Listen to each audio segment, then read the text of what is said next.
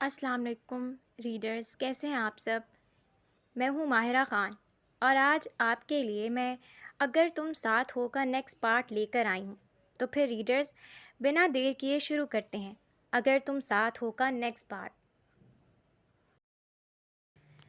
گھر جانے تک وہ نیند میں جھول رہی تھی۔ جیسے ہی وہ دونوں فلیٹ میں داخل ہوئے، مشل سیدھا اپنے کمرے میں چلی گئی تھی، جبکہ زرغام کو پاکستان سے کال آئی تھی تو وہ وہیں لاؤنج میں بیٹھ گیا تھا۔ سب بار بار اس سے مشل کا پوچھ رہے تھے۔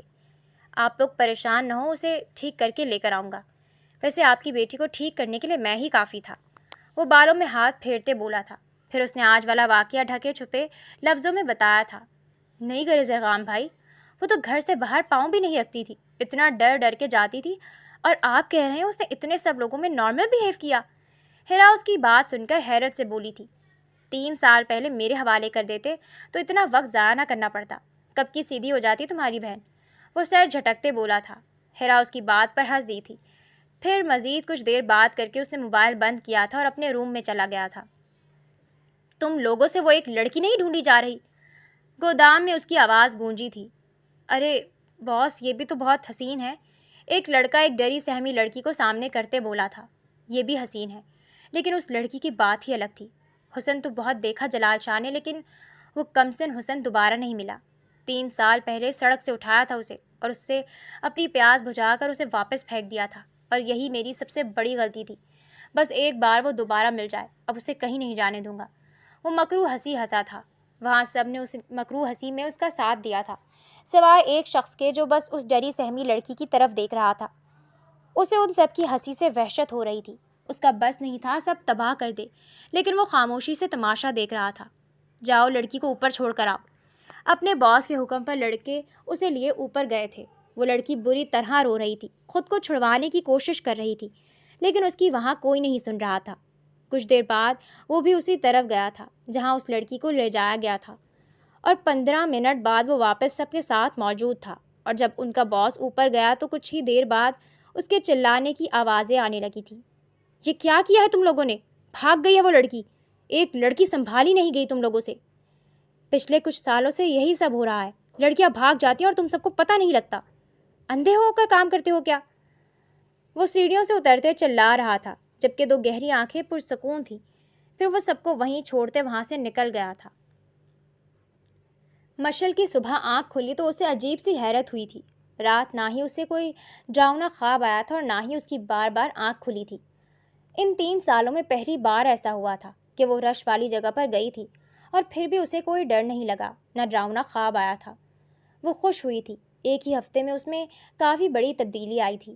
وہ فریش ہو کر باہر آئی تو زرغام کہیں نہیں تھا۔ وہ کچن میں گئی تھی جہاں ٹیبل پر ناشتہ ڈھک کر رکھا گیا تھا۔ اسے خوشگوار حیرت ہوئی تھی۔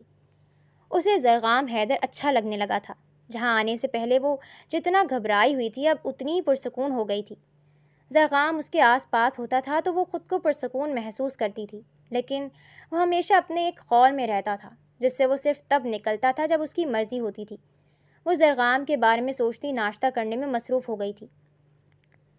رات کو اسے نیند نہیں آ رہی تھی۔ پورا دن اس نے سوتے ہی گزارا تھا، اور اب نیند آنکھوں سے کوسوں دور تھی۔ زرغام تو کب سے اپنے کمرے میں چلا گیا تھا۔ وہ کب اس سے بات کرتا تھا؟ وہ پہلے کافی دیر کوئی ڈرامہ دیکھتی رہی، پھر اپنے کمرے میں جانے کے لیے اٹھی تھی۔ تبھی اسے لگا جیسے کچن میں کچھ گرا ہو۔ وہ ڈر کر اپنے کمرے کی طرف بھاگی تھی۔ تیزی سے دروازہ کھولتے وہ اندر داخل ہوئی تھی، اور اس سب میں اس نے دھیان ہی نہیں دیا کہ وہ زرغام حیدر کے کمرے میں چلی گئی ہے۔ جیسے ہی دروازہ بند کرتے وہ مڑی تھی، سامنے ہی وہ بیڈ پر بنا شرٹ کے اوندھا لیٹا ہوا تھا۔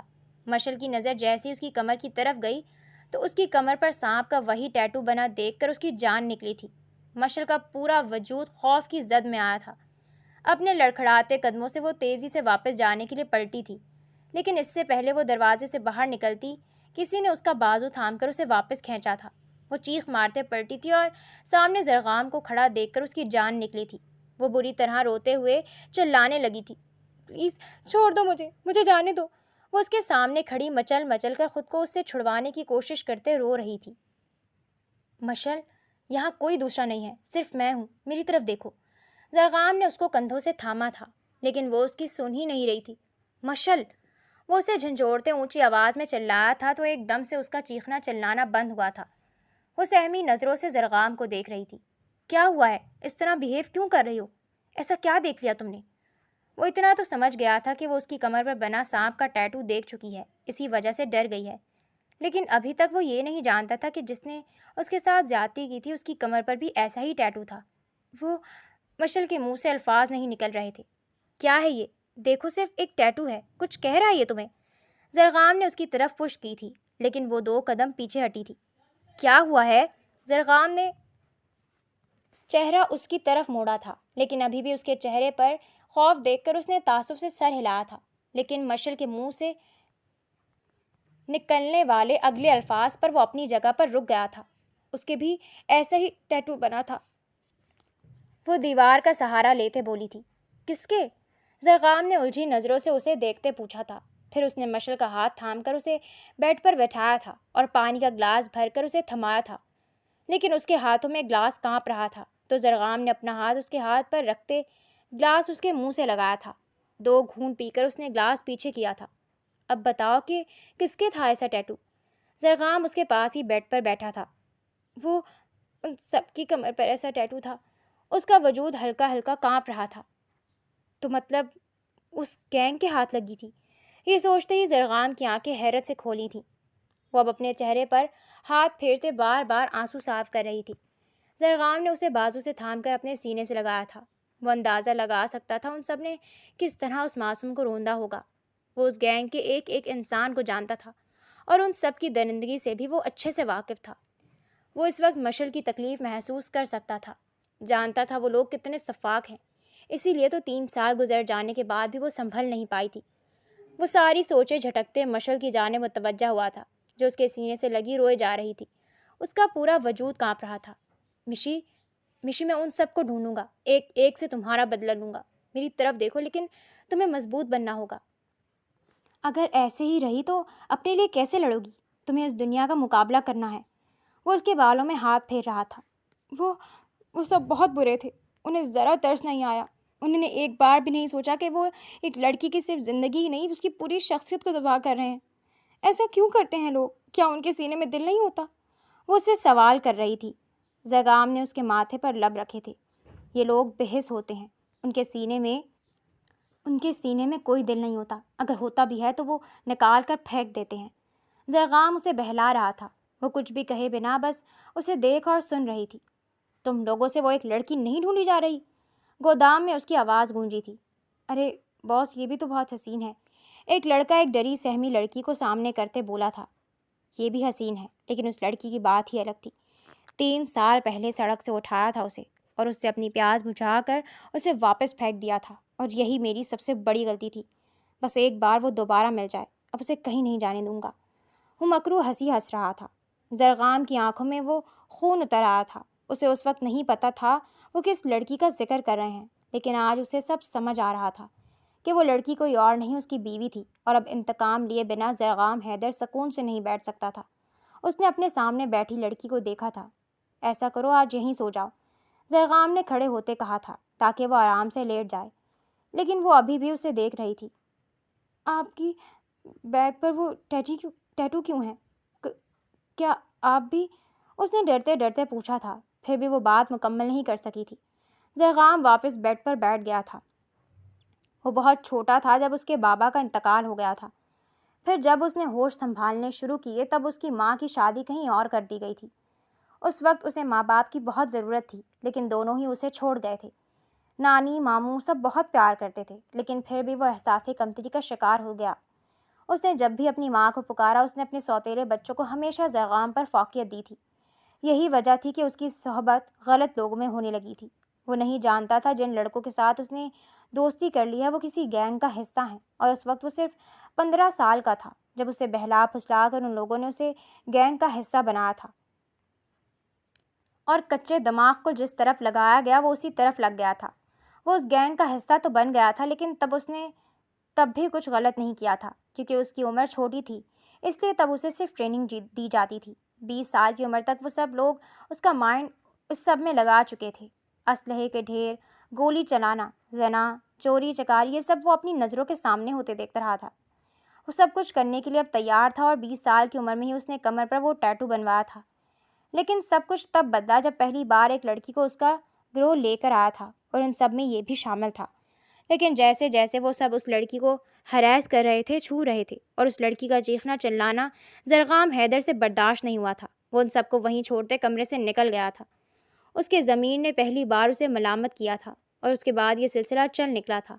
وہ کسی بھی غلط کام کے لیے جاتا تو اس کا ضمیر کبھی اسے وہ کام کرنے نہیں دیتا تھا، اور پھر زرغام حیدر نے اپنے ضمیر کی سنی تھی۔ اس کے بعد جو بھی غلط کام اسے کہا جاتا تھا وہ جان بوجھ کر کچھ نہ کچھ کر کے اس میں سے نکل آتا تھا، اور پھر جب اس کے قدم اس گینگ میں زیادہ مضبوط ہو گئے تو جب بھی کوئی لڑکی غلط کاموں کے لیے وہاں لائی جاتی تھی وہ اسے بھگا دیتا تھا۔ لیکن جو لوگ لڑکی کو اپنے کسی ذاتی ٹھکانے پر لے جاتے تھے وہاں سے انہیں بھگانا زرغام کے لیے مشکل ہوتا تھا، اور شاید یہی وجہ تھی کہ اسے مشل کا بھی نہیں پتہ تھا، ورنہ وہ مشل کے ساتھ کچھ غلط نہ ہونے دیتا۔ 25 سال کا تھا وہ جب اس نے اپنا بزنس سٹارٹ کیا تھا، تب اس نے سوچا تھا وہ یہ سب چھوڑ دے گا، لیکن اس گینگ میں جو شامل ہو جاتا تھا پھر عمر بھر وہ اسی گینگ کا حصہ رہتا تھا، یا پھر اسے مار دیا جاتا تھا۔ اسی لیے وہ آج 30 سال کی عمر تک پہنچ کر بھی اس گینگ کو چھوڑ نہیں پایا تھا، لیکن اس نے کبھی کچھ غلط نہیں کیا تھا، اور آج اس نے بہت بڑا فیصلہ کیا تھا جو صرف وہی جانتا تھا۔ اب مزید وہ اس گینگ کا حصہ بن کر نہیں رہ سکتا تھا، ورنہ پہلے تو شاید نہیں، لیکن اب اس کا ضمیر اسے کبھی سکون سے نہیں جینے دے سکتا تھا، جب اس کی بیوی ہی اس سب کا شکار ہو چکی تھی جس سے وہ دوسروں کی بیٹیوں کو بچاتا تھا۔ اپنا سارا ماضی مشل کو بتا کر وہ چپ ہوا تھا۔ مشل سانس روکے اسے سن رہی تھی۔ کاش کوئی مجھے صحیح اور غلط میں تمیز سکھانے والا ہوتا، مجھے توجہ دینے والا ہوتا تو میں کبھی بھی اس طرف نہ جاتا۔ وہ باتیں جو اس نے پہلے کبھی کسی سے بھی نہیں کہی تھیں وہ آج مشل کے سامنے بیان کر دی تھیں، اپنا پچھتاوا، اپنا ہر دکھ، ہر تکلیف۔ مشل نے اس کے کندھے پر سر رکھا تھا۔ کیا سب کچھ ٹھیک ہو جائے گا؟ اس نے زرغام کے ہاتھ پر اپنا ہاتھ رکھتے پوچھا تھا۔ میں سب ٹھیک کر دوں گا، لیکن تم وعدہ کرو تم اپنا علاج ٹھیک سے کرواؤ گی تاکہ تم ایک پرسکون زندگی گزار سکو، زرغام پرعزم انداز میں بولا تھا، اور آخر میں اس کے جھکے سر کو دیکھتے کہا تھا۔ تو مشل تیزی سے اس سے الگ ہوئی تھی۔ کیا وہ لوگ اب بھی مجھے ڈھونڈ رہے ہیں؟ اس نے گھبرا کر پوچھا تھا۔ اب تم زرغام حیدر کی بیوی ہو، یہ بزدلوں کی طرح ڈرنا چھوڑ دو۔ زرغام حیدر اب اس سب کے لیے کافی ہے، وہ تم پر آنچ بھی نہیں آنے دے گا۔ زرغام حیدر اس کے چہرے پر جھک کر بولا تھا۔ مشل نے سہمی ہوئی نظروں سے اسے دیکھا تھا۔ سب ٹھیک ہو جائے گا نا؟ اس نے دوبارہ پوچھا تھا۔ میں کر دوں گا۔ اس نے مشل کے گال پر لب رکھے تھے۔ پہلی بار زرغام کا لمس محسوس کرتے وہ کانپ گئی تھی۔ زرغام کے لب سڑکتے ہوئے اس کی گردن کی طرف بڑھے تھے، وہ سانس روکے بیٹھی تھی، لیکن جیسے ہی اسے اپنی گردن پر زرغام کی داڑھی کی چبھن محسوس ہوئی تھی وہ تڑپ کر پیچھے ہوئی تھی۔ زرغام نے اس کی حرکت پر اسے سرد نظروں سے دیکھا تھا، جیسے اسے یہ حرکت اچھی نہ لگی ہو۔ لگتا ہے ابھی بھی یقین نہیں آیا تمہیں مجھ پر، وہ طنزیہ انداز میں کہتے کھڑا ہوا تھا۔ مشل نے تیزی سے اس کا ہاتھ تھاما تھا۔ زرغام نے چہرہ موڑے اسے دیکھا تھا، لیکن اس کا سر جھکا ہوا تھا۔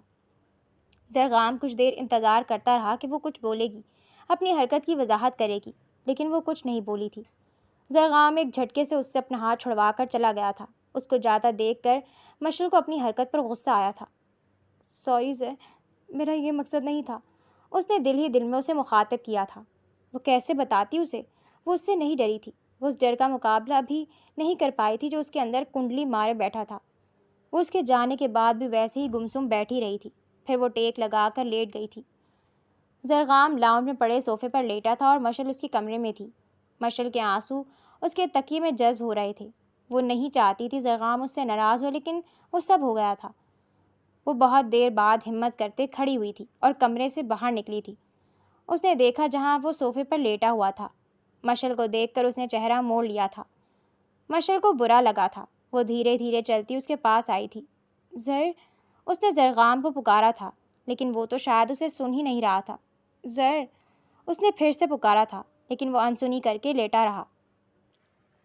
اور پھر وہ بہت ہمت کر کے زرغام کے ساتھ تھوڑی سی جگہ پر لیٹ گئی تھی، اور زرغام کے کندھے پر سر رکھتے ایک بازو زرغام کے گرد لپیٹ لیا تھا۔ زرغام جو اس ڈرپوک لڑکی سے ہر طرح کی امید کر سکتا تھا، لیکن اس حرکت کا سوچ بھی نہیں سکتا تھا، اسے حیرت کا شدید جھٹکا لگا تھا، اور مشل کا دل بہت خوفزدہ تھا۔ وہ آج اپنی عزت نفس سب کچھ چھوڑ کر پہلی بار اس شخص کے قریب خود آئی تھی۔ اگر آج وہ اسے جھٹک دیتا تو شاید وہ اتنی ہمت دوبارہ کبھی نہ کر پاتی۔ زرغام جو ابھی بھی ویسا ہی لیٹا تھا، اس کو دیکھ کر اس کی آنکھیں بھیگ گئی تھیں۔ اسے اب شرمندگی ہو رہی تھی اپنی حرکت پر۔ وہ اپنے آنسو روکتے اٹھنے لگی تھی اور اگلے ہی لمحے زرغام نے کروٹ لیتے اسے اپنے حصار میں لیا تھا۔ مشعل کے ہونٹوں پر ہلکی سی مسکراہٹ پھیلی تھی۔ وہ جیسا بھی تھا اس کا ہمسفر تھا۔ وہ اس کے ساتھ کمفرٹیبل محسوس کرنے لگی تھی۔ اکری اتنی ہمت کر ہی لی تھی تو تھوڑی سی ہمت اور کر کے منا نہیں سکتی تھی مجھے؟ زرغام نے اس کے کان میں سرگوشی کی تھی۔ میں منا ہی رہی تھی۔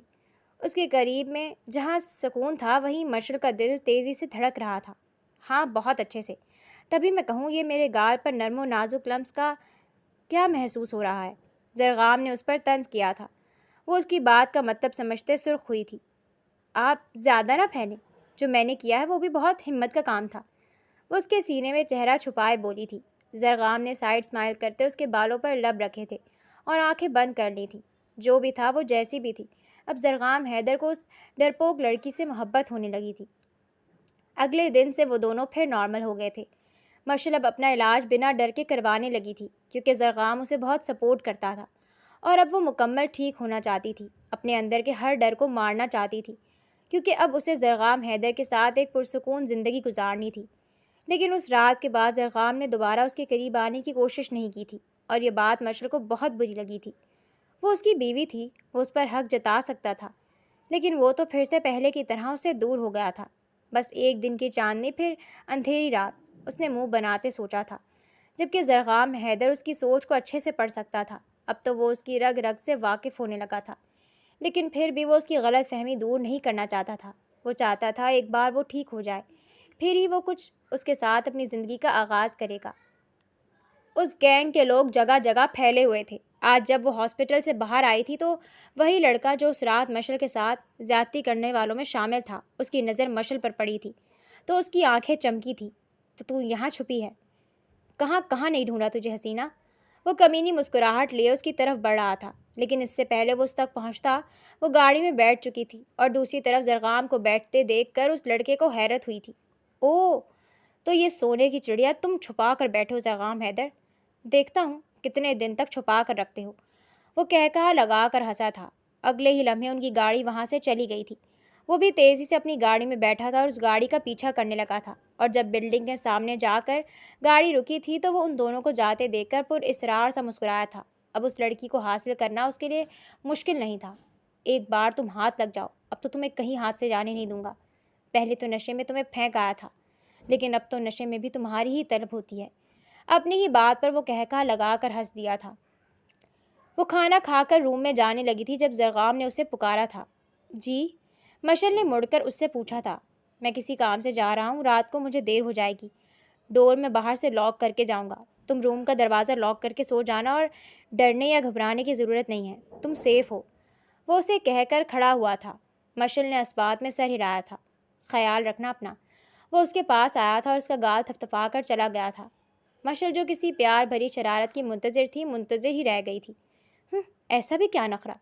مجھے کیا، ایک بار پاکستان جانے دیں، میں بھی خوب نخرے دکھاؤں گی۔ وہ اس کی پشت کو دیکھ کر اپنے کمرے میں چلی گئی تھی۔ وہ دوپہر سے گیا تھا اور اب رات ہو گئی تھی۔ اس کے بنا کھانا کھانے کا دل بھی نہیں کیا تھا تو وہ کھانا کھانے کی بجائے شاور لینے چلی گئی تھی۔ شاور لے کر گرین ڈریس پہنے، ہونٹوں پر ہلکی سی پنک لپسٹک اور آنکھوں میں کاجل لگائے، بالوں کو پشت پر پھیلائے وہ اب خود کو آئینے میں دیکھ رہی تھی۔ آج کل اسے زندگی پھر سے حسین لگنے لگی تھی۔ زرغام اس کے ساتھ تھا تو اسے لگنے لگا تھا جیسے اب سب ٹھیک ہو جائے گا۔ وہ اپنے ٹراما سے نکلنے لگی تھی اور اس میں سب سے بڑا ہاتھ زرغام کا تھا جو اسے خود میں لگائے رکھتا تھا۔ کچھ اور سوچنے کا موقع ہی نہیں ملتا تھا۔ اپنے بڑوں کا یہ فیصلہ مشعل کو اپنے حق میں اب بہترین لگ رہا تھا۔ وہ اب پھر سے اپنی زندگی کے ہر لمحے کو زرغام کے ساتھ جینا چاہتی تھی، لیکن وہ نہیں جانتی تھی ابھی ایک اور امتحان باقی تھا۔ وہ اب کچن میں کھڑی اپنے لیے چائے بنا رہی تھی، تب اسے احساس ہوا جیسے باہر کا دروازہ کھلا ہو، لیکن زرغام کا سوچتے ایک خوبصورت سی مسکراہٹ اس کے ہونٹوں پر آئی تھی۔